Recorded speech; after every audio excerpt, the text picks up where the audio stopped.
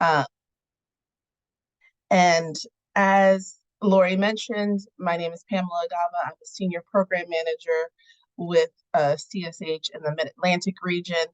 I am based in Washington, D.C., so not too far from where most of you all are. I want to take the opportunity to introduce the rest of my team. Uh, we have Rashonda Lanier Jackson. She's also senior program manager in the Mid-Atlantic, based in Richmond, Virginia. We also have on the call, but most likely off camera, Jillian Fox, our director, based in the Mid-Atlantic. She's also in Richmond.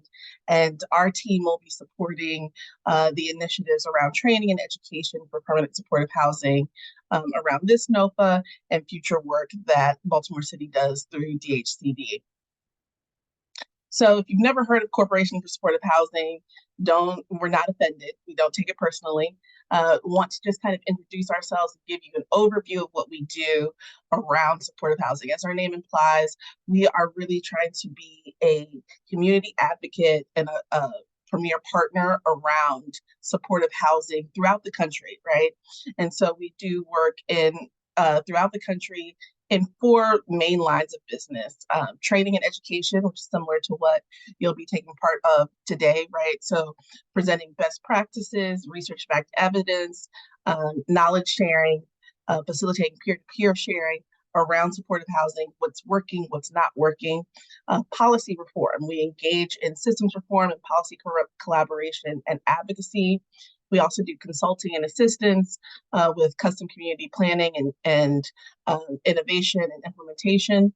And we are also a community development finance institution and do lending around supportive housing. So capital funds, specialty loan products, and we also offer development expertise and support. And so all of this is under our umbrella to really, again, advance supportive housing, to support housing the country's most vulnerable. So as Lori mentioned, this is really not to focus on the NOFA, but to give an overview of supportive housing. What we didn't want to happen is for people to read the NOFA and feel like, oh, I've never done anything around supportive housing, and so this must be a NOFA that's not for me. That's not the case. So throughout the next hour, we're going to be presenting information, really just a high level training around supportive housing so that you feel more comfortable around the topic, what's engaged, what might be expected of you as a developer to engage in a project that includes supportive housing units and how it fits for you, right? And so hopefully at the end of this, you understand that this is totally achievable for you as a developer to include in your project, and that you'll be more excited for the NOFA. And when you engage in the webinar on Friday, you'll have a better sense of what supportive housing is all about and how it applies to the information that will be presented to you. So what is supportive housing? A straightforward definition is that supportive housing combines affordable housing with services that help people who face complex challenges and are likely to be systemically marginalized from living with stability, autonomy, and dignity, right? So when we talk about affordable housing, we're going to be talking about things like rental subsidies, right? When we talk about services for people with complex challenges, we're talking about things like serious mental illness, substance use disorder, perhaps individual developmental disabilities, right? And they receive services. So either through the Department of Health and Human Services, maybe through the Department of Behavioral Health. So they are already receiving a set of healthcare services, but they need access to housing that allows them to really progress further in addressing those challenges and being able to thrive and live independently. So who is supportive housing for, right? Supportive housing is for people who are experiencing chronic homelessness, who cycle through institutional and emergency systems and are at risk of long-term homelessness. It's for people who are living with intellectual and developmental disabilities, people who are living with chronic health conditions that really impede them being able to maintain stable housing without having additional supports, right? They are being discharged from institutions or licensed clinical systems of care, right? So think about being discharged from a rehab facility or something of that nature. And the overarching thing is that without housing, they cannot make effective use of the continued treatment and supportive services that they'd be receiving, just no longer in the previous environment that they were receiving it for. So let's talk about need. Rashonda, am I handing it over to you yet? Perfect. No, this is still you, Pam. Awesome. So let's talk about need. Who needs this, right? So the CSH estimates that the national supportive housing need is 1.1 million, right? So that's 1.1 million individuals and households who need supportive housing, deeply affordable housing connected to services. Supportive housing needs present in many systems of care, right? So as we were talking about who needs this, right, there are many people. So one of those long-term institutions that we talked about is often jails, right? So it's justice involved, people who have been justice involved, right? It's healthcare and behavioral health care, it's child welfare and foster care, intellectually, developmentally disabled institutions, aging and senior institutions, right? It's people who could, and the thing to remember for supportive housing is that it's people who could live independently, right? We're not talking about people who still need a lot of intensive medical care, who you can't, imagine being independent because they need assistance doing all of their activities of daily living, right? These are people who could live independently in the community if housing was more affordable and their services were not limited to institutions, right? And so what we're finding is that the services can be provided outside of institutions, and they often are, right? But housing is still unaffordable, right? And so it's the pairing of both the services and the deeply affordable housing that makes supportive housing what it is. CSH has looked at data from every state and determined that a point in time estimate of need for supportive housing across all of these major systems is just over the 1.1 million that we talked about, right? So we're all familiar with a point in time count. We use that frequently in the homelessness sector to talk about at one point in time how many people are unhoused, are in unsheltered homelessness, right? So point in time count estimate for the need for supportive housing across the multiple systems where you can encounter the eligible population is just over 1.1 million. So I want you to keep that in mind, right? And that number is really huge because it's national, but what does it mean for Baltimore, right? So let's kind of localize this, right? Here, what you're seeing is a comparison of Baltimore's point in time counts from different systems that are that have populations that generally use supportive housing, right? So we have emergency shelter, transitional housing, and those in unsheltered homelessness, and the totals, right? And so on the one hand, we're seeing a decrease in all of those populations, which is good. But on the other hand, we're still seeing a large number, 1,551 individuals. And again, this is a point in time count. So it's not necessarily reflective of the total need. It's reflective of the need at one particular point in time when that census of sorts is done, right? So this by no means reflects the total need within Baltimore, but it is reflective. It does give a good microcosm of what the need could be, right? But let's break this out further. As we mentioned, there's multiple systems that cross the population that's in need of supportive housing, but let's also break it out by social demographics, right? So let's talk about race and gender and age and background, right? So 65% of those people are men, 73% are Black or African American, right? 16% of those are chronically homeless, meaning long-term homelessness, right? 8% of that population are veterans, right? 17% of that population are youth, which is up to age 24, right? So when we're looking at this, we're seeing it's across a wide demographic of people, right? But we're also seeing that it disproportionately affects certain populations.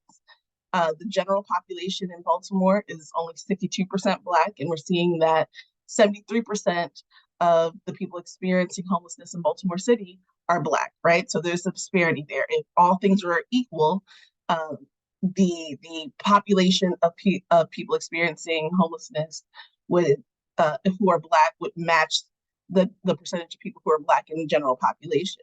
That's not the case here, right? So in overall, we're seeing that emergency shelter represents a very high proportion of the people experiencing homelessness in Baltimore City. And so that's something else to consider in terms of how are these people supposed to access housing, right? So we have transitional housing, and for many people that might seem like it's the answer, right? But we're not seeing enough people access that type of housing. So there needs to be another solution, and that's what permanent supportive housing is, right? Want to talk about a tool that CSH has created that further dives into the disparities that kind of exist. So this tool is called the Racial Disproportionality and Disparity Index. We affectionately refer to it as RDDI at CSH. And what this is talking about is the likelihood of someone of a particular race experiencing an interaction with a particular system compared to all other racial groups. So for those of us who don't like ratios and math, me included, we have this handy chart here that basically shows that the likelihood of something happening, right? If equality abounds and gender, race, or age, nothing is a predeterminate or makes you more likely to experience a certain situation. All things being equal, the ratio would be 1, right? That would show that there's equality. And so that's that green line that you see going across your screen. But because all things are not equal and we are seeing great disparities, you see that there's a lot of variance around who is experiencing what kinds of things, right? So by color, we have Black individuals and households represented by gray, white individuals and households represented by orange, purple representing American Indian and Alaska Natives, and then blue representing Hispanic and Latinx individuals and households. And you can see there's a big variance, but primarily your Black households are way more likely to experience chronic homelessness, have families involved in homelessness, have unaccompanied homelessness for uh, uh, uh, for youth aging out of foster care, also for child welfare involved families, right? Also for jail, for mental health institutions, right? So across the board, Black individuals and households are more likely to encounter these systems, right? For us and the population of PSH, we're really focused on the chronic homelessness and the homeless families, even though, as we mentioned in the previous slide, you are likely to see individuals and families move across multiple systems, right? And so we see that for chronic homelessness, Black individuals and families are 3.5 times more likely to be in chronic homelessness compared to any other racial group, right? Your American Indian and Alaska Native are 2.5 times more likely to be involved in chronic homelessness than any other racial group. And then you notice that every other racial group is below 1, meaning that they're underrepresented in the system compared to their total compared to the total population, right? So you see that for white households, it's less than half as likely to be involved in chronic homelessness as any other racial group, right? So a really large disparity happening. And so one of the things that PSH does is seek to make sure that there's less disparities in accessing homelessness, right? And so the structure and how the programs are developed are meant to combat a lot of the systemic issues that perpetuate disparities in housing, particularly affordable housing. So we'll talk more about that in future instances, but we just kind of wanted to paint a picture of what the need is and the populations that are uh, most affected. And I did want to make a note that for the racial disproportionality and disparity index, this is for the state of Maryland, not Baltimore City alone, right? Because of all of the data that's being pulled from the different systems, it's very hard to do this index at a local level. So this is the state level, but there are data resources that you could tap into that could give you sort of an idea of the same information at the local level, if you really wanted to pursue that. So just flagging here that Baltimore City needs at least 1,300 new units of permanent supportive housing to meet the need, right? We are by no means in a position to say that like anybody who applies to this NOFA would be putting us over the top in regards to the number of supportive housing units we need in the city.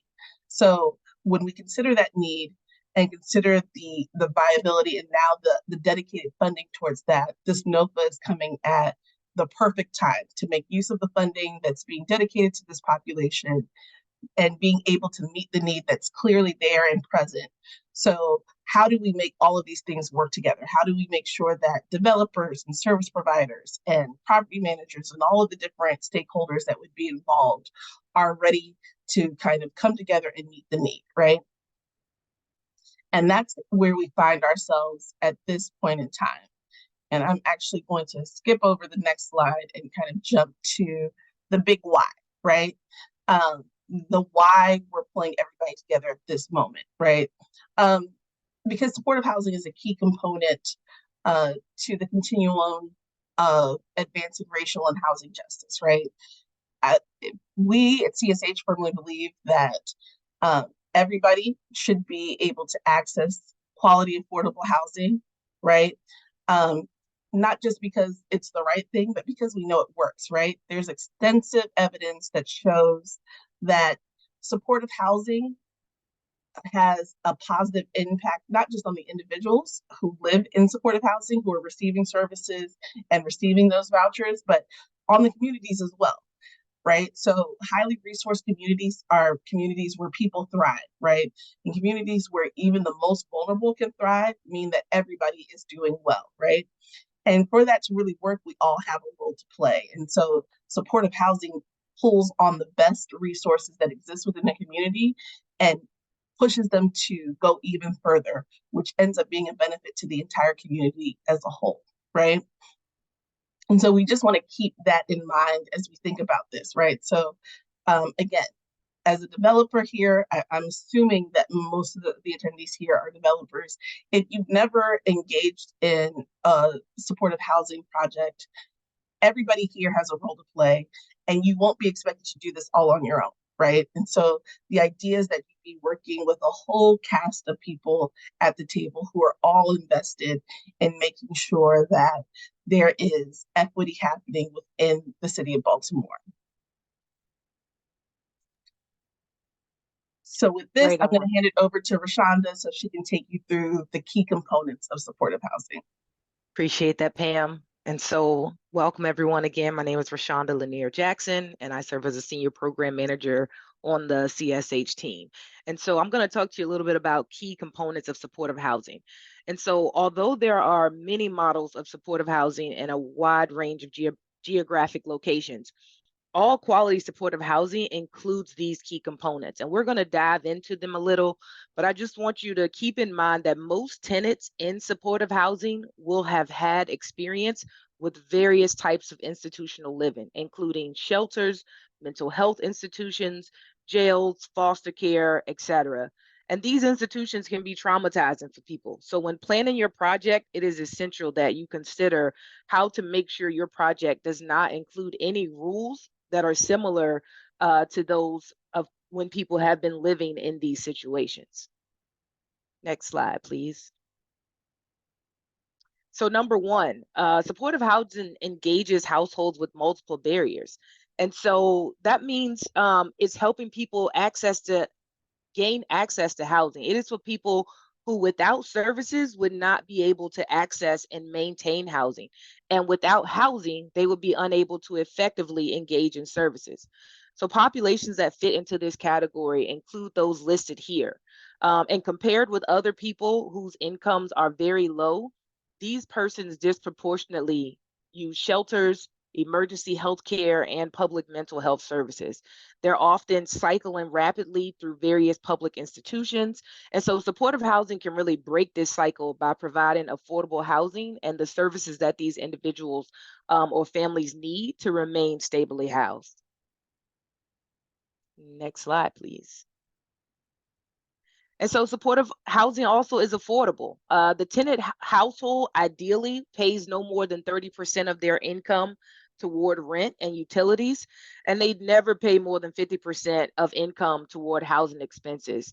And for your projects and for those that may be under development currently, affordability needs to be worked into your operating budget. And for those existing projects, affordability comes in the form of policies established to help keep housing costs low and ways to work with tenants to help them maintain their housing when there are financial hardships and difficulties managing personal finances. Next slide, please. Supportive housing provides tenants with a lease. And so here's what's also important is that supportive housing, like every tenant has a lease, and this lease is no different than those of tenants in non-supportive housing. All tenants have a lease or sublease that's identical to those of tenants who are not in supportive housing. Ideally, the term of the lease should be 1 year. And so thinking about housing unit choice. So supportive housing ensures that tenants are offered opportunities to live in the type of housing that best suits their needs and desires. And it also supports their ability to participate in the community. Tenants are offered a choice between multiple units of housing. And if possible, they are also given choices between housing models and locations. Staff understand tenants' needs and support them in the process of searching for and selecting a unit. Also, with that lease, tenants have a clear understanding of their rights and responsibilities. So, staff walk through the lease agreement with the tenant. They clearly explain their rights and responsibilities. The tenant is given a copy of their lease and they are notified of the process for lease violations and the grievance of appeals procedures. Tenants should also be supported in requesting and obtaining any reasonable accommodations in order to successfully continue their tenancy. Also, there's no service participation agreements. So, like tenants in other non supportive housing buildings, tenants should not be evicted for choosing not to participate in services, for not taking medication, or for not being sober. Supportive housing strives to prevent eviction. But when it is necessary to evict a tenant, it should only be for a lease violation, such as a failure to pay rent. Staff will not remove a tenant from housing without going through the legal eviction process. Next slide, please. So supportive housing engages tenants in voluntary services. So why are services important? Well, services make the difference in helping vulnerable persons obtain and sustain housing. Services help tenants quickly access housing. So we talked about housing first, so that they can use it as a platform for health, recovery, and personal growth. Supportive housing services are intended to help ensure housing stability and to maximize each tenant's ability to live independently. Service staff is trained to deliver services effectively, and so they're taken into account each tenant's age, each tenant's culture, their background, and their abilities and or disabilities. These services are not time limited and are available to tenants throughout their tenancy. Supportive services staff work to reduce the harm caused by tenants' substance abuse, including actively working to prevent evictions. Service staff supports tenants in moving on from supportive housing if they so choose to do so, and ensures that interested tenants have access to appropriate supportive services after even moving out. Next slide, please. Supportive housing is about coordination with key partners. And so the primary service provider has established connections to mainstream, but also community-based resources. And also facilitates tenants' connections to resources and supportive services in the community, particularly those of behavioral health care, primary health care, substance use treatment and support, as well as employment. Next slide, please. And then supportive housing connects tenants with the community.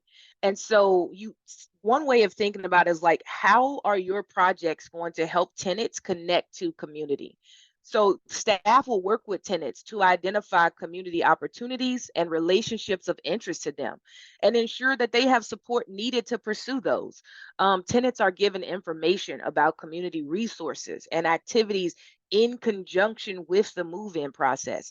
So this also includes an orientation to the neighborhood. They may not be from that area. It's also identifying and accessing community activities of interest, such as maybe public gardens or faith communities and peer associations. This may include support with obtaining transportation, opportunities to connect with peers, including other supportive housing tenants if desired, and opportunities to interact with diverse individuals and support in establishing or strengthening those positive relationships with friends and or family members. Next slide, please. And so now that we understand what supportive housing is, let's talk about what supportive housing is not. Supportive housing is not a treatment model or method. Supportive housing programs may provide treatment related services. However, housing is not conditional upon participation in a treatment program. Supportive housing is not time limited. So we encourage all supportive housing projects to have a plan for helping tenants move on once they no longer need supportive housing. However, the time needed cannot be prescribed. And then lastly, supportive housing is not licensed community care. Thank you. Passing it back over to you, Pam.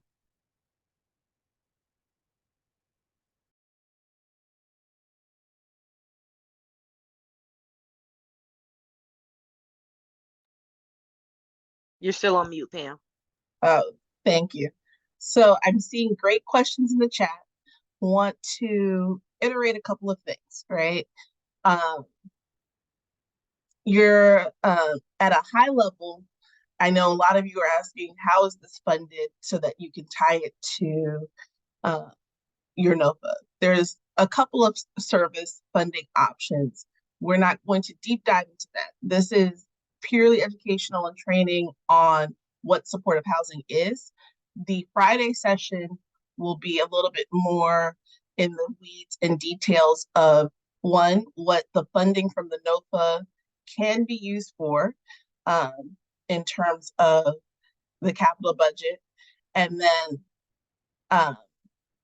also what the spend down requirements are. We've seen a couple of questions around that and how that ties to maintaining a PSH program long term. So I do want to note that we're flagging these questions, and some will be answered in this webinar, and some will be answered in Friday's webinar. Also flagging to the question, I believe from David, in regards to larger or smaller projects. This applies to any project that has PSH units in it, right? So depending on how a project is structured, it could be a small project, so less than, let's say, 20 units, and only 2 or 3 of those units are PSH, right? Those tenants are still going to come either with, maybe they come with a tenant voucher, or maybe their services are provided a different way. And so even small projects can have PSH units in which there's only a few, right? Again, the webinar on Friday will outline the minimum PSH unit requirement, and what we're calling a leasing preference, right? So I don't want small projects to count themselves out. What we're talking about here applies to projects of any size. Pam, just one quick correction. The pre-proposal conference is on Thursday, not Friday. Thursday. I am sorry. I am getting the date wrong. We will drop the correct date in so that everybody has that. My apologies. Thank you for correcting that. And can we drop the link at the registration link for that webinar in, just because I Yes, took done. the wrong. Perfect. Thank you. So just wanted to kind of hit on those points. Again, this is not just for larger projects. A project of any size can apply to the NOFA, and a project of any size can have PSH units, meaning even if it's a 10-unit building or a 4-unit building and only one of those units happens to be a PSH, all of these principles still apply. Everything that we're talking about still applies in terms of interacting with that tenant and having them integrate with the other tenants that live in that housing community.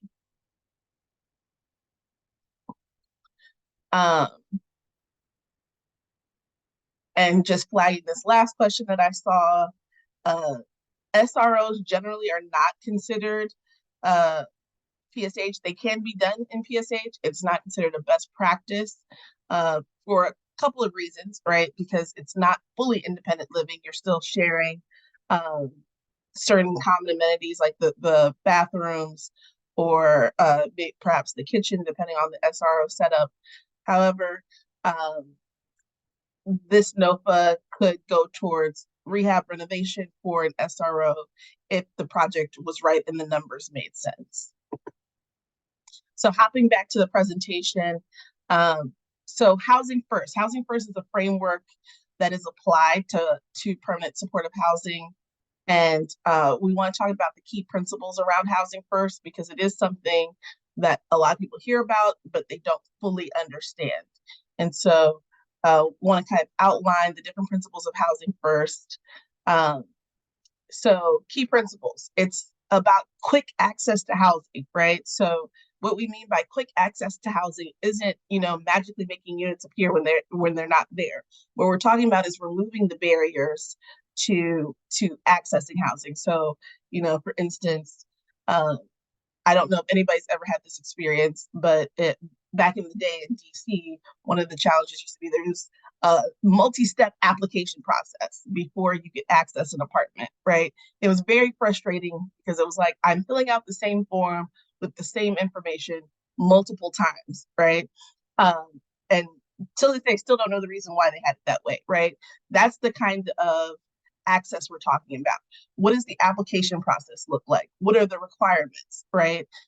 So the more barriers you put in place to access housing, the longer it's going to take to access that housing, right? So a unit can be available, but if you have a 3-month process, 3-month background check, that means that unit you can't place somebody in that unit for that long. Until those 3 months are up and that whatever that background check process is done, right? So this is not about doing away with all forms of requirements to access housing, but really focusing on making sure that only the essential ones are done before you can move in, and then doing everything else after a tenant has already taken possession of the unit. Units are targeted to systemically marginalized populations, right?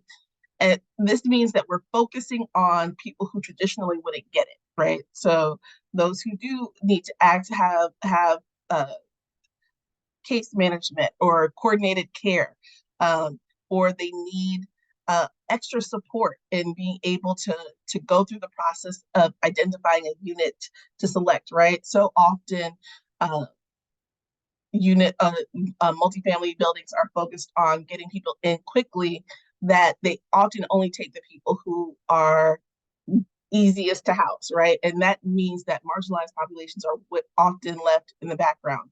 Other times, prejudices and biases take place and we screen out people because we don't want them to be a part of our communities, right?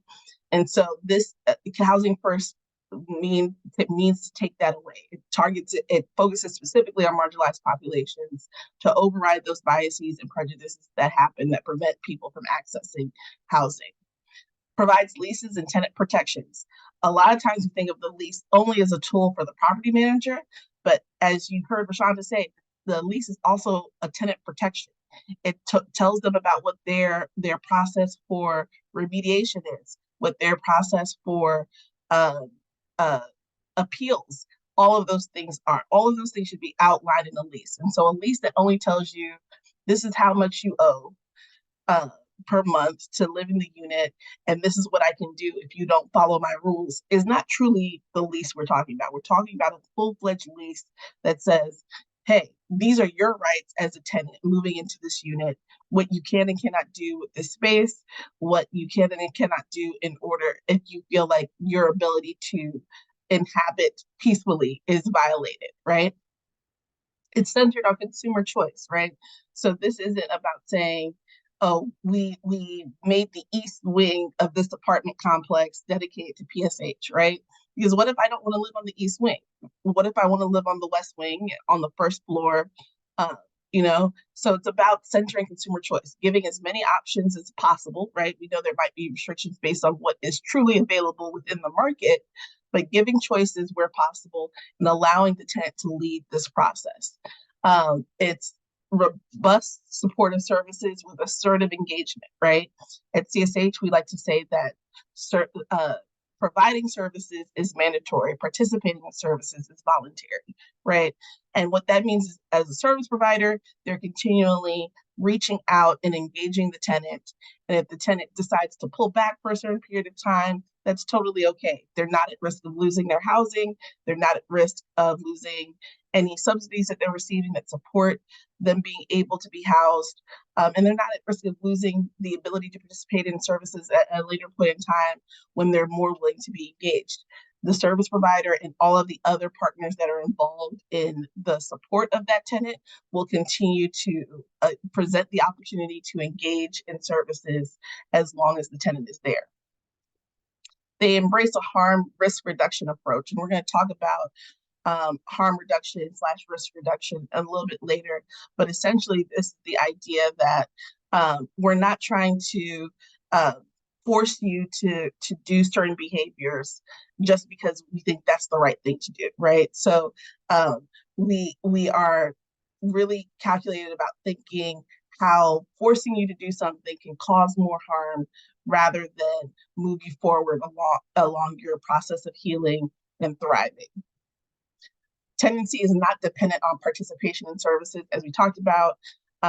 Robust support services, nothing threatens your housing, right? So not participating doesn't mean that you don't get to be a tenant anymore. I see a hand raised, Darius Hicks. Let me unmute you.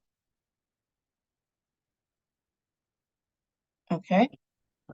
Hello, how you doing? Just listening to the information. Do you guys, I don't know if I missed it or not, but did you guys go over, like, because I have a couple of properties that's available in the areas where homeless people are. Did you include in how I would get a process started if I was interested? We will flag that question. This NOFA and presentation isn't necessarily for that if you already own the properties and they're already fully developed, but we will flag that question and make sure somebody can follow up with you. Okay. All right. So the housing first, right? Again, thinking about what are the main tenants you want to hold to. I gave you a long list before, but if we're giving you the quick download, dirty bottom line up front, what do I take away? It's quick rehousing, right? So we're removing unnecessary barriers to accessing housing, and it's housing focused with voluntary services. Those are the two things you want to take away from this. So services are continually being provided and offered. If the client takes advantage, great. If they do not, that's okay. They don't lose their housing. So some people would say, how does this truly differ from the traditional approach? And I want to make clear what the traditional approach has been, particularly when it comes to housing unsheltered individuals and families, right? So often they've ended up going into shelter or from shelter going to some form of transitional housing, then moving into permanent housing. And at each step of the way, they've been required to meet certain standards, right? And if they don't meet those standards, they can't continue to move forward. right? And the thought process between Housing First is how much more successful would they be in medication management or treatment compliance or psychiatric stability um, if they had stable housing and they didn't have the fear of losing their home. If they're not able, if they have one misstep, right? If they have one fallback, right? How many of us have ever done a diet and then we weren't on the diet, right? We were doing great for a couple of weeks, and then one day all of a sudden it's like, well, I'm gonna have this cheat meal that's not supposed to be a cheat meal, it's not supposed to exist, but I'm breaking the diet, right? If that one moment of lack of self-control cost you everything, right? How would you feel? What kind of pressure do you think you'd be under, right? And so Housing First really seeks to say, we're going to provide you continual, ongoing support. We're going to be there with you through the setbacks as you continue to move forward. And guess what? Your housing is not going to be a condition of how well you perform or move forward through your treatment or your diagnosis, right? And so what we found is that from an evidence-based perspective, this has really worked, right? So housing retention rates in the Housing First model are 75% to 80%. There are fewer hospital visits, reduced involvement in the criminal justice system, and greater satisfaction from the participants, right? So this is not just, oh, we're doing this to kind of feel good about stuff. We're doing this to, say this is, morally what you should do, but you won't see any impact in how you end up working with clients or anything like that. This actually has tangible results on the housing stability of tenants when this model is applied consistently.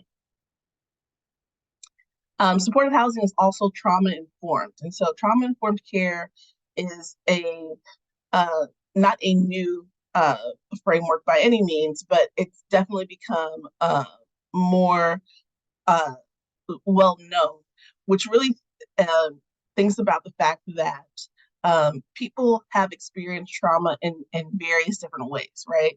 So they have been in physically or emotionally harmful situations or life-threatening situations that have long-lasting adverse effects on their ability to function on a daily basis, their mental and social well-being, their emotional and spiritual well-being, and that has impacts on how they show day to day, right?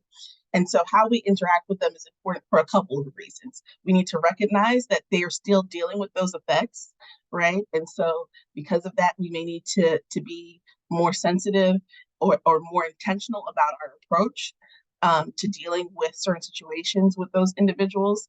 And also that how we move forward is also informed by that, right? There is a ongoing process of healing and transformation that's still happening. And we want to be intentional about not inflicting even more trauma on them based on what they've already been through, right? And so trauma that everybody has recently been through that we've all kind of experienced together, but also still in different ways, is the pandemic, right? So, it's amazing to see how everybody went through the pandemic, but everybody has reacted differently to it, right? And so the thing about being trauma informed is that it is very, very individualized, and that you have to recognize that each person's individual experiences build upon each other. And so even for things that we've all experienced, right? Each individual may have a different reaction. So we may all have been in a car accident, but we all will have different reactions based on when that car accident happened, who we were with, what were the circumstances of that car accident, right? And so we need to take into account that even though we may have gone through similar experiences and I may feel like I'm quote unquote fine, somebody else may have gone through that same experience and again has lasting adverse effects, and they are still dealing with how they respond to similar stimuli or similar environments where that trauma first occurred. So want to also talk about quality supportive housing, right? I think this is something that has really been left unaddressed in housing in general. But when we talk about quality supportive housing at CSH, we're not talking about just having high quality housing. We're talking about housing that is distinctive, right? There are reasons why PSH is why permanent supportive housing is different than transitional housing, or different than any other type of housing program that you may have heard. So it's different than rapid rehousing, right?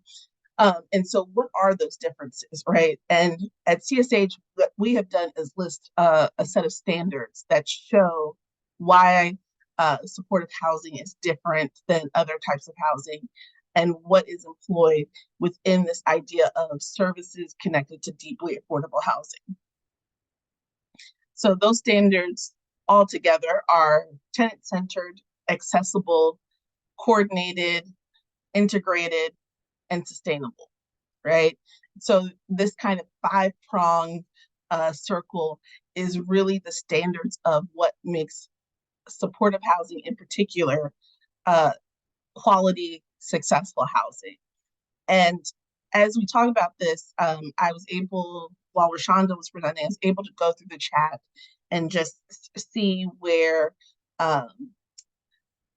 different people are coming from, read different people's titles and their organizations. And so I realized I misspoke earlier when I said we only had developers. We have a lot of service providers in the room. We have a lot of different types of property owners in the room, not just large multifamily developers, but a lot of small multifamily developers, a lot of private property managers and owners. And so we have a wide range of people on the call. And so I want to refer you to CSH standards of quality matrix, and I'll actually get a link and drop it in the chat so you can see this later. But we talk about each of these standards in detail, and also talk about who kind of would be responsible for it, right? So project and planning and administration, which typically falls under development, or property and housing management, the supportive services component, or the community and planning engagement component, which is, including people with lived experience, or including different community actors, right? And so the quality matrix outlines all of the standards in detail, but also outlines them in detail with regards to specific roles that are often a part of the development process. So let's dive into the standards, though, in detail here. So tenant-centered. Again, we talked about this a little bit earlier. We want tenants to have a choice. This isn't about saying you have to live here because you have these issues, or you're dealing with these challenges, right? Tenants should be involved in the input and planning of all things concerning them, including project design, right? So we encourage developers who are planning projects to seek input from the population who would be living in the building.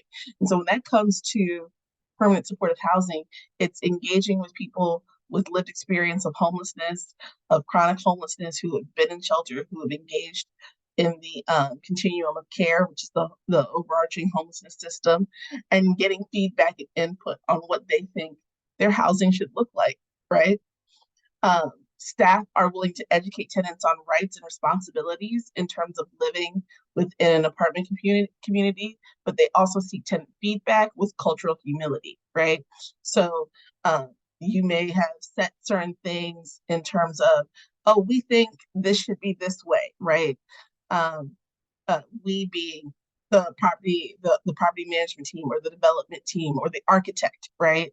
And as you review these different things with tenants, they're saying, well, ordinarily we would like to have, a green space versus having just this, sidewalk, or this arbor over, or having a patio, right?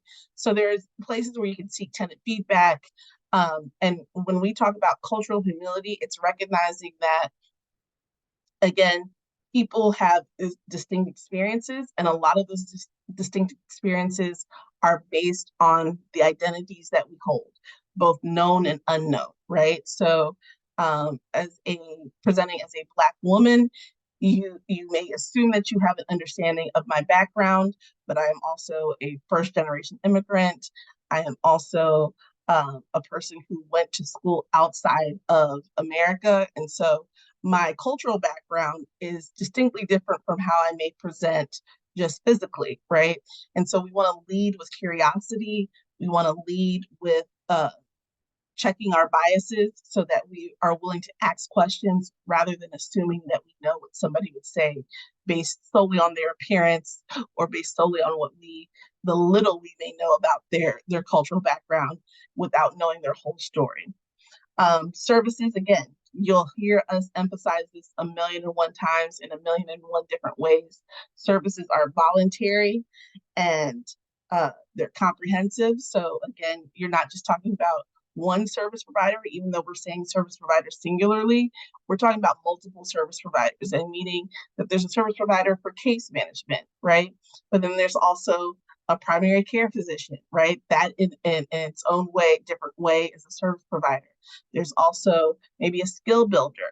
There's also receiving services from other types of healthcare entities that are providing support in different ways, right? So it's a whole safety net of services that are coming together to be comprehensive and flexible and meet the needs of the tenants, right? And also that tenants have meaningful leadership opportunities. And so this doesn't just mean you only send a survey around once a year and that's the only time you get feedback.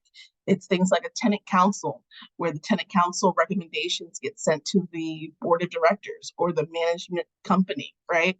Those are the meaningful opportunities to really have their voices heard in very specific scenarios.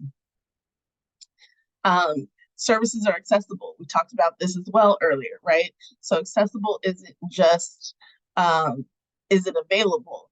It is, can I access it, right? So are documents in multiple languages, right? When is the leasing office open? Is it open at times that I can actually get to them and be able to meet with staff, right? That my case manager can join me in meeting with my leasing agent, right?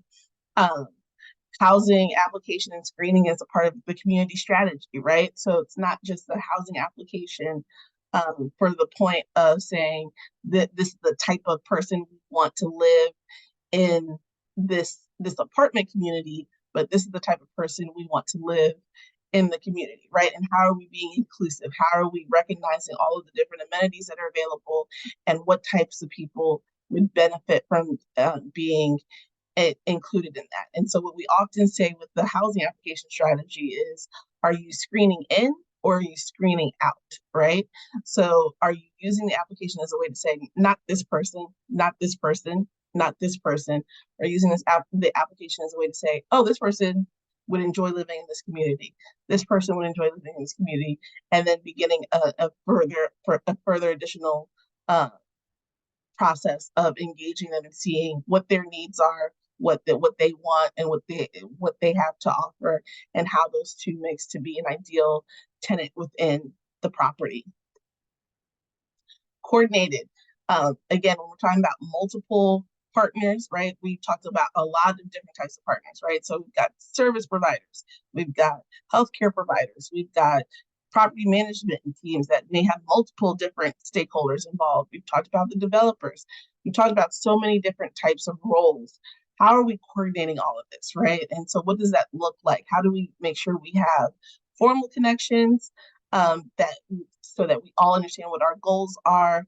How are we still prioritizing tenant needs, both at the individual and community level? How are we maintaining our relationships with each other, separate from what the tenant has to do, right? So it's not the tenant's responsibility to coordinate all of these groups. How are these groups coordinating themselves? How are they maintaining communication with themselves and making coordinated efforts so that they're not operating in silos and then ultimately being inefficient? Integrated, it goes along with coordinated, right? So integrated is that we want to see the PSH tenants be a part of the community, right? So this is not, oh, I have my project, however many units it is, 10 units, 4 of those units are supportive housing units, and those tenants are, I consider them separate from my other 6 tenants, right? What are you doing for that whole tenant community, right? How are you making sure that there's inclusion, that the lease is being applied equitably amongst all of the tenants, that there's no bias or prejudice taking place, that everybody has an opportunity to enjoy the amenities of the community, the neighborhood that the project is located in, all of those things, right? So we often say that this really requires everybody to be connected to the community, right? And that can be challenged as well, right? Are you a part of the community that you're trying to develop in, right? And that's a separate question from being able to support supportive housing. It's really about how are you invested in the community that you plan on building in? How do you make connections? And then how can you bring those connections to the tenants who would be living in the project that you plan on developing? Sustainable. So this gets to some of the questions that were asked earlier. So project funding is adequate for ongoing operations and services. And you'll notice that we say operations and services separately because here you will have separate services that you know could fall under the bucket of resident services, but are deeper than that, right? And then there's regular operations that many of us are familiar with, and so you need funding for both of those things, and they may most likely come from 2 different sources, and so there needs to be coordination between that to ensure that they're sustainable. Both funding sources are sustainable, or that the funding is ongoing to maintain the program. How do you maintain the property, right? The units are regularly checked and you're maintaining the condition of the units. How are we maintaining and keep continually engaging with the community around the supportive housing program and making sure that when different amenities become available in a community, they're also available to the tenants within your project, specifically the supportive housing tenants, right? Your services funding being sustainable and flexible to meet changing needs. Your clients' needs will change. PSH tenants' needs will change over time. They may change based on external factors. They may change based on internal factors. And so that funding also needs to be flexible for that reason. And so how do we talk about all of that in the project ideation and design phase so that we're not lost or behind the 8 ball when it comes to talking about it as situations arise?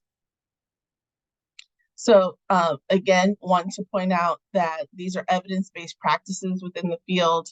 It's based on research. It's been tested throughout the country in different places. And so we know that strong organizational capacity, really being organized up front, is super important. High performance is super important in terms of groups engaging and doing the work. We also want to talk about effective processes, having things outlined ahead of time versus just trying to deal with situations as they arise. All of that leads to positive outcomes, and we've seen positive outcomes. We've documented that from a research basis, that positive outcomes do happen when PSH is done with all of these different frameworks applied. So we're doing good on time. I want to leave 20 minutes or so for questions and answers. So I'm going to hop back into the chat, but if anybody has questions, you can raise your hand, and if I can have the co-host chime in right now and be helpful and help unmute people as necessary based on questions while I review questions in the chat, that would be good.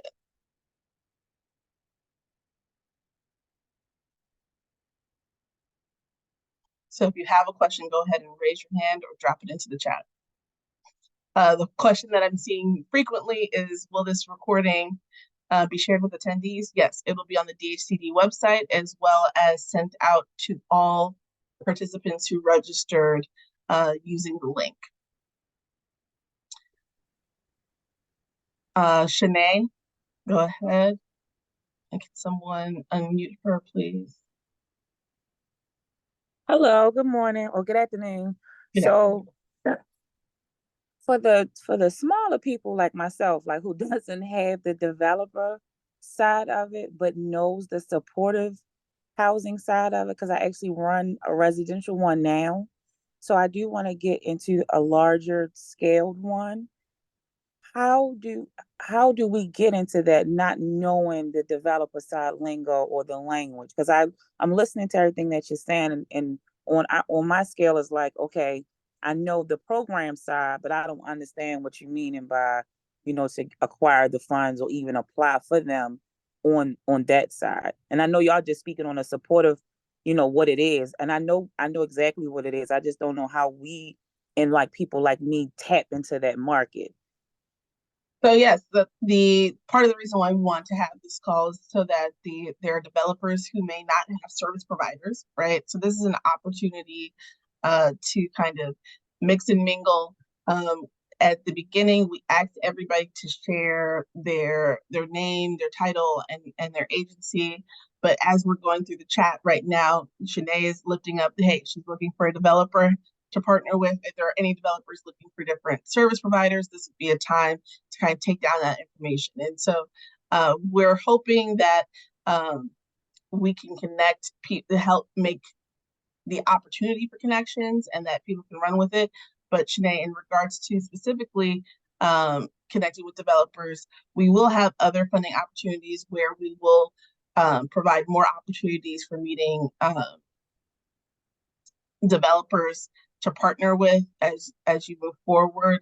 There will be a second NOFA coming out where CSH will be operating what's called a Supportive Housing Institute. And so we'll be doing more work around that as well. So can we match you directly with somebody right away? Not the case, but we're hoping that through these forums, you're able to kind of see who's in the room and start being able to do your own outreach. And I know that that's not gonna move you forward as quickly as you might like, but we're again hoping that it's a slow iterative process towards the end goal that we all have in mind. Thank you. Pam, can you take a question in the chat and then we'll come back to a hand? The one that asked about Mr. Moore says, if I'm hearing correctly, a provider would need to house those that are in need and outsource services that this population would need, but that those services cannot be mandated. That's the question.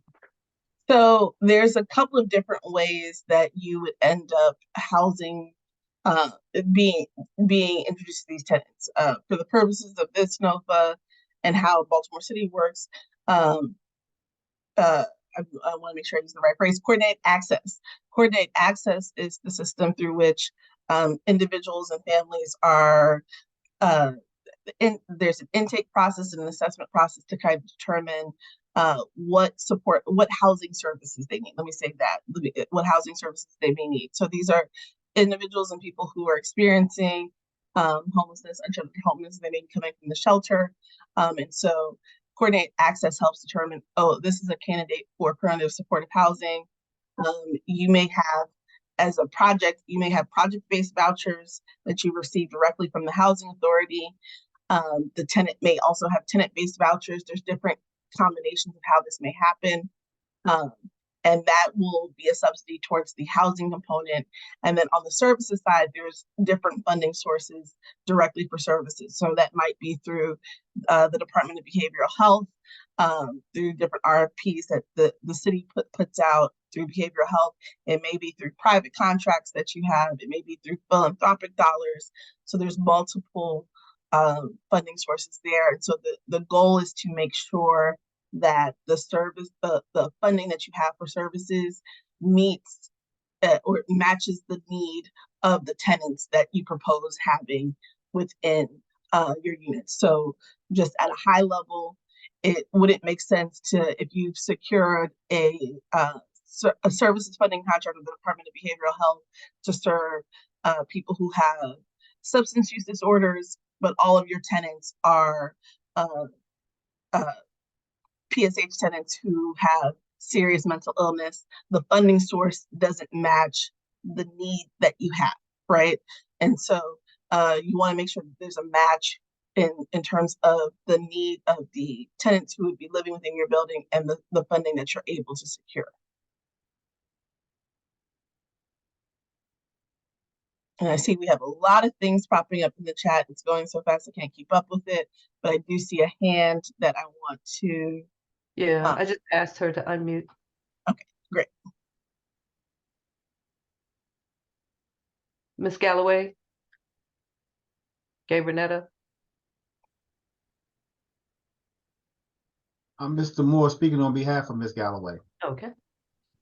My name is Rodney Moore. I'm the owner and director of More and More Management Supportive Housing Program and the executive director of Beyond Housing Solution. I came in on the tail end of the meeting today, and I want to thank you guys for the information that you're giving. I just needed some questions or some clarity, especially surrounding lease, because if we're putting individuals in a dwelling and giving them a lease agreement, I understand the whole purpose of a lease agreement because we want to make our consumers comfortable to know that there's no way that they'll be evicted or be put out because of behavioral issues or because of anything of that nature. But I'm listening, and I just need clarity because I have several buildings in the city. I have two 24-unit buildings in the city that are empty. And if I'm as a provider, if I'm going to take on this endeavor, I know working in this arena, when talking about homelessness, women and children aging out of foster care, people coming out of incarceration, people dealing with substance abuse and mental health issues, 90% of the population that we're going to be servicing are dealing with trauma.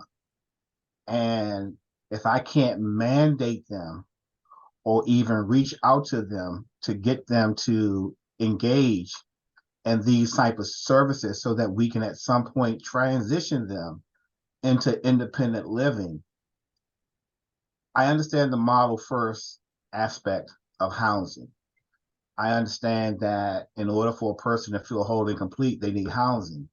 But if I'm going to endeavor in this task of helping people, but I can't mandate them to take their medication that's prescribed, to see their doctor when they're supposed to see their doctor, to link them to services that will help them transition into their own place.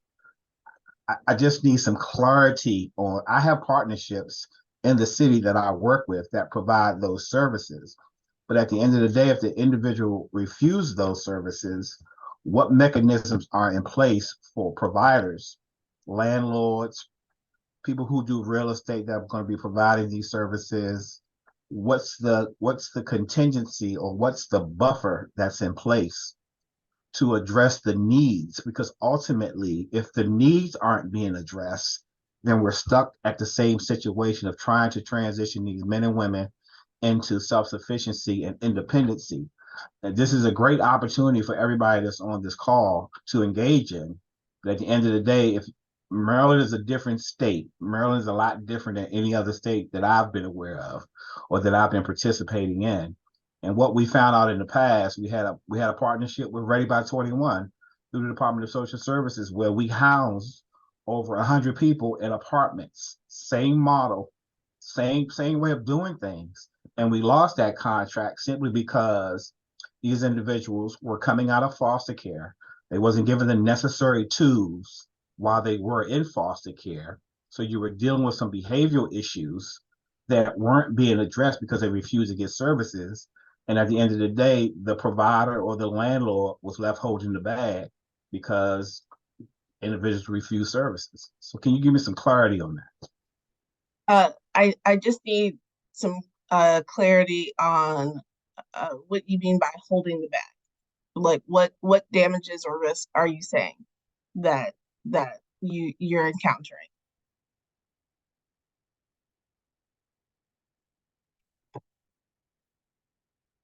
Because I'm on mute.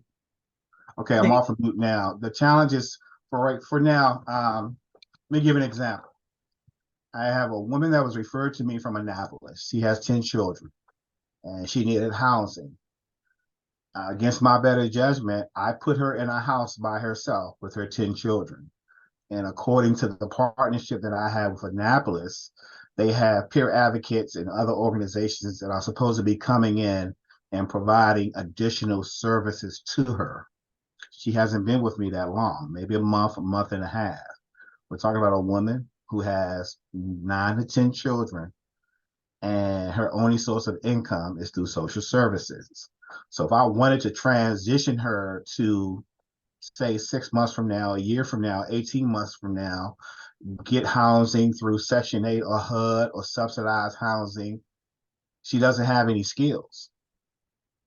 She's been on public assistance most of her adult life. Trying to get her to engage, and because I have a commitment with Annapolis is paying me to house her, but at the end of the day, the resources are going to run out, and I'm not going to put her and her children on the street. Would like to link her to some services that would benefit her, but my hands are tied because she don't want to get involved in those services. So I want to make a distinction between, again, other programs that may be seeking to house people and supportive housing. Supportive housing tenants come with a specific set of challenges, and as such, their care has specific needs, right? And so the goal with supportive housing tenants is, I want to say this diplomatically, it's not to make them better according to whatever you may think is better, right? The goal for supportive housing tenants is to be able to successfully live independently within community, right? And that's almost seems like it's an oxymoron, right? But independently within community is going to have a lot of different definitions for different people.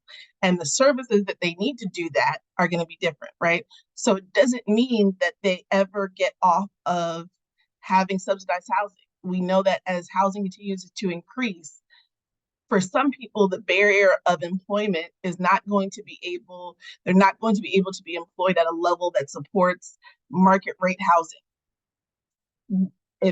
based on the challenges that they have. So if that's the case, how do we separate this idea of being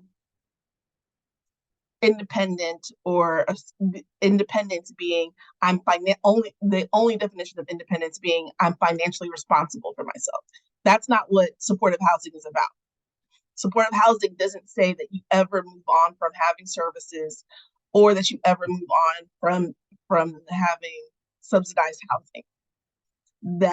That's why it's called PSH, permanent supportive housing, means that for as long as you need it, it is there and available to you. Does that mean that there are challenges in terms of how we make that funding ongoing and continuous sustainable? Yes, but it doesn't mean that it's impossible, right? And so the idea isn't a fix, and definitely not a fix with the intent that resources are limited, right? The idea is, how do we make the best place for you, right? That successfully allows you to live as an individual and independent and still be amongst community and engaged in that community, not an outsider in the community or an afterthought or an outlier in that community, but engaged in that community and able to participate how you see fit to participate, right? So I'm a person who likes to access my local library. That is very rare in this day and age of Amazon, Kindle, podcasts, et cetera, et cetera, et cetera. Most people they have their own tablets and devices. I still like a paper copy book, but books are also very expensive. And so I still make use of a public library. That is something that is different from most people, but that doesn't mean it should preclude me from being able to access that amenity, right? And it doesn't mean I should be shunned from anybody else who likes reading, but doesn't happen to like reading paper copy books, right? And so this is what we mean by being able to be individual and still be amongst community, right? We may all have similar interests, but choose to pursue those in different ways. We may have, and so for PSH clients, they may have certain challenges, but that doesn't preclude them from being able to live independently and live amongst community. But if we take away their housing, they can't address those challenges, or they won't be as successful at addressing those challenges. And the reality is, those challenges, whatever it may be enduring and long term. And so again, the services are perpetual, but their ability to live independently is also perpetual based on them receiving those services. And so it goes hand in hand. We're not trying to, I want to be clear that with supportive housing, you're not trying to fix anybody or get them to a place where they no longer need services. That's not the end goal. The end goal is that they're able to live independently, and that still may mean with services long term. Pam, I'm trying to keep up with some questions for you. Let's try this one. As a project developer, can you provide housing for a specific sector, as in homeless veterans? I am not a fair housing expert, but I do know that there are, different ways to provide housing for specific populations, but then you also have to avoid certain violations of fair housing. I am not the best at that, but I do believe it is possible at a high level, specifically in Baltimore City. I think if someone from DHCD feels more comfortable chiming in just immediately off of that, in terms of, and I'm assuming you're talking about in terms of this NOFA, a project with that specific population in mind. I'm not sure if that would 100% be okay, but I do know it is possible to do that, to have a project be developed with a specific population in mind. Okay, some of these questions may be getting into the discussion that would take place on the NOFA, but here's a question saying, does an organization need to be part of the city's Housing First program? I don't know if Lori or Paul are around and anybody wants to address that. Yeah. I can answer that question. I will respond no. The NOFA. I mean, we currently have information regarding the NOFA online, and that housing first requirement is not one of the requirements of eligible applicants for this NOFA. Thank you, Paul. I see Sadia, and forgive me if I'm pronouncing your name incorrectly. I think she's following up. They are following up on Mr. Moore's question in terms of if you have someone who's on medication, but they refuse to take their medication or refuse help, what if this individual can become a danger to themselves or others? Well, we have a plan for that, right? That requires having a plan in advance and not trying to deal with situations as they happen, right? So the first question is, what do you mean by not taking medication? Medication management is a complicated process. I don't know if anybody has any kind of chronic health issues. My mother is a diabetic. We constantly are adjusting her medication around her insulin, and that is a form of medication management. So if she receives a new medication and she refuses to take it, right, that's a part of her saying, I need to be treated with something differently, right?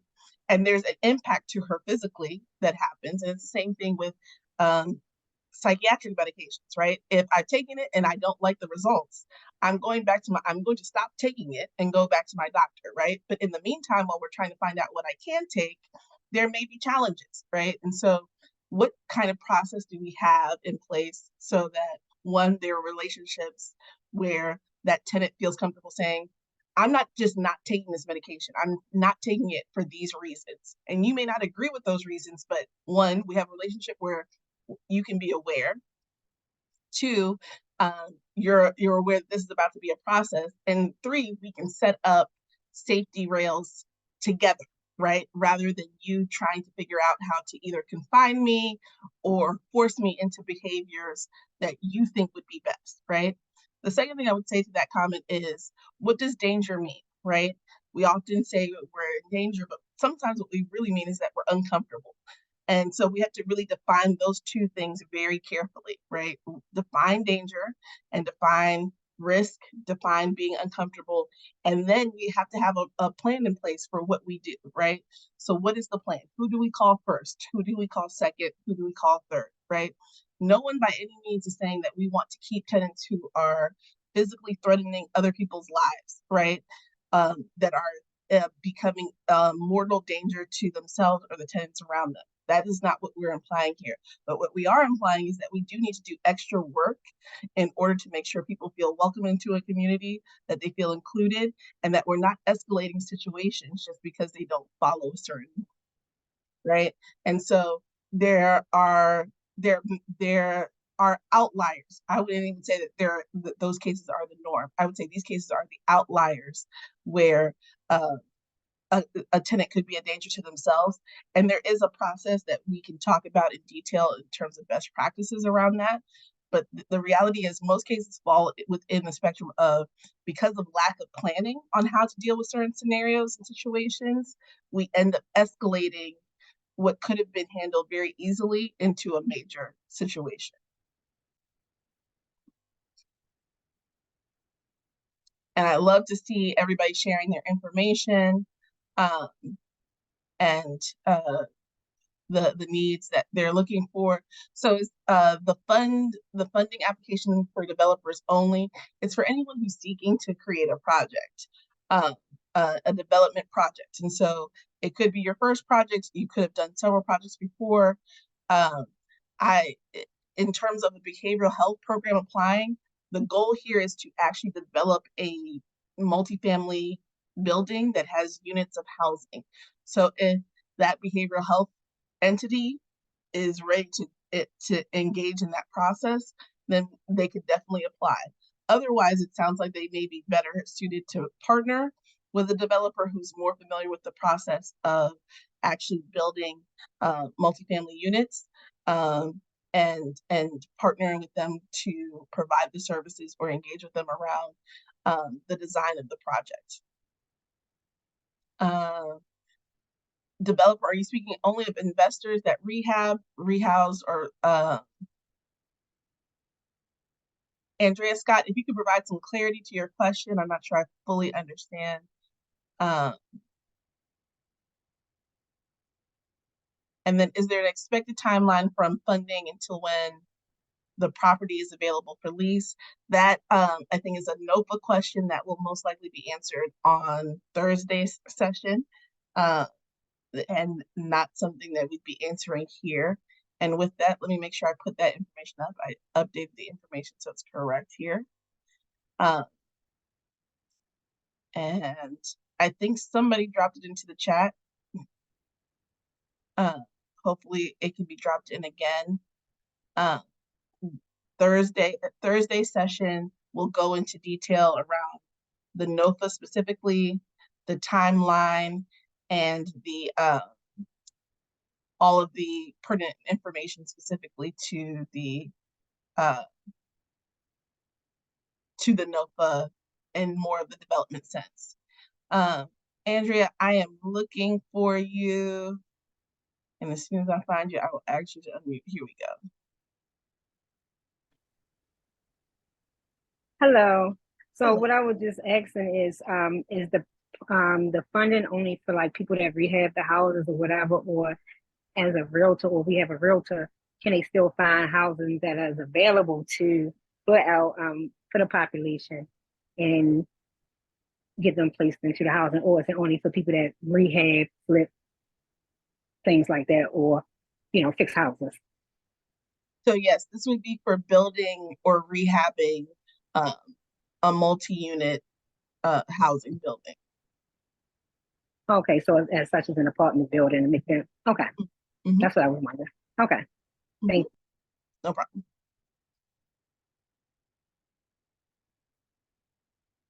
And I think I lost the chat in some place. Pam, I think I have a question. I think I saw earlier in the chat myself. Mm-hmm. So it is only multifamily buildings. It wouldn't be for smaller developers. So multifamily is anything more than 2 units, right? So, well, that's my general definition. Anybody from DHCD chime in with the official definition for Baltimore City. I don't want to misquote it. So again, small multifamily buildings are still multifamily, right? So 4 units, 5 units is still multifamily. And I think what we want to I know that the housing back in Baltimore City can lend itself to saying something like a duplex, quadruplex is not multifamily, but 4 units is 4 units, right? So it's more than one. We want to do that. If anyone from DHCD wants to chime in and add on to that, please do, to give the more sanctioned definition of the number of units required to be considered multifamily.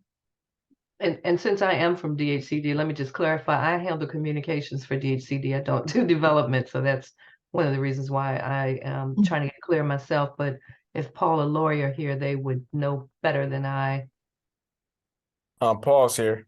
So in the application, we outlined some of the ineligible uses of projects. So again, some of those, as far as developments, would include commercial, retail, or economic development uses, or projects that support specific religious or other affiliations, community gardens, and other urban agricultural uses.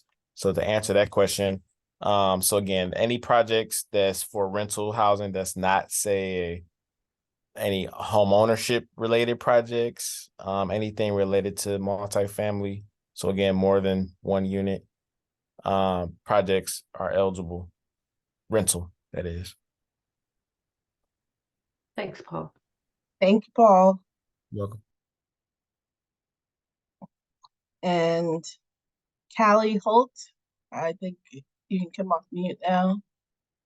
Yes, I just wanted to clarify when you say a unit, if it's a house that has 15 rooms, like bedrooms, and then you can convert it to, what does it have to have a kitchen and a bathroom in the room to be considered a unit, and the living room area, that's considered a unit. But if it's a house that has 20 bedrooms in it, that's not, you can't use that particular property for that. Correct. So a unit is housing a bedroom, kitchen, bathroom, all within one space. What you're describing is more likely a single room occupancy. So for those who are not familiar, single room occupancy are very similar to the most common example is a dorm, right? So there's multiple rooms. Inside the rooms, you may even have a sink, or you may have like a hot plate situation, but the larger amenities, so like the full-on kitchen or the full-on bathroom, is a shared amenity between everybody who has a room within that facility. And so that single room occupancy could be a very large house that has multiple rooms. It could also be a dorm. There are several different versions of that. So the NOFA, I don't think there's anything in the NOFA precluding you from using this funding to renovate that into actual units that are enclosed units. But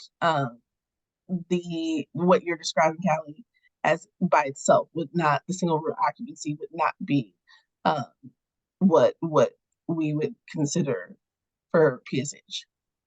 Thank you. Just want to flag that we're technically now 3 minutes over. We thank you for everybody hanging in there. I think I saw our highest number hit 120. So there has been a lot of engagement for super 154. This. 124, Tammy? 154. 154. See, so super excited. Rashawn and I will drop our contact information in the chat so that if there is any further questions, you have a way to reach out to us. We want to make sure that we address as many questions as possible. We did record the session, so we have access to the chat, so we'll go through that again and make sure we didn't miss anybody. It was moving pretty quickly on my end, so if we missed anything, charge it to our minds and not our hearts. We will try to get back to you in a timely fashion regarding that. And again, want to encourage everybody to attend Thursday session. That's where you'll get the nitty-gritty on all of the NOFA details. You can ask more questions there regarding that. Last reminder that the recording and presentation will be available on the DHCD website. I won't say when, but just give us a little bit of time. Don't go, log off now and expect to see it in 10 minutes. Give us a little bit of time and it'll be posted and it will also be emailed to all of the registrants. And so, again, thank you for attending. We really appreciate it. Again, if you have any questions, feel free to reach out to us via email.